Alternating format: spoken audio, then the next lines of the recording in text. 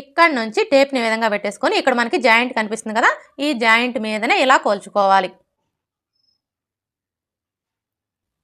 ఇక్కడ చూడండి మనకి ఆది బ్లౌజ్కి చంక లూజ్ ఎంత వచ్చింది, 8.5 ఇంచులు వచ్చింది.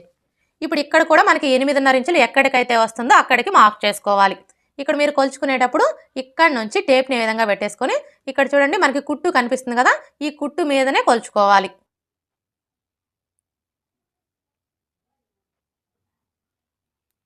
చూసారా, ఇక్కడ మనకి 8.5 ఇంచులు ఎక్కడికైతే వస్తుందో అక్కడికి మార్క్ చేసుకోవాలి.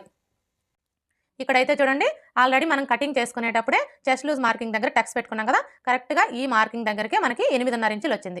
అంటే మనం కటింగ్ చేసుకునేటప్పుడు కరెక్ట్గా మార్క్ చేసుకున్నాము అంటే అది హ్యాండ్ లూజ్ కావచ్చు, చంక లూజ్ కావచ్చు, నడుము లూజ్ కావచ్చు.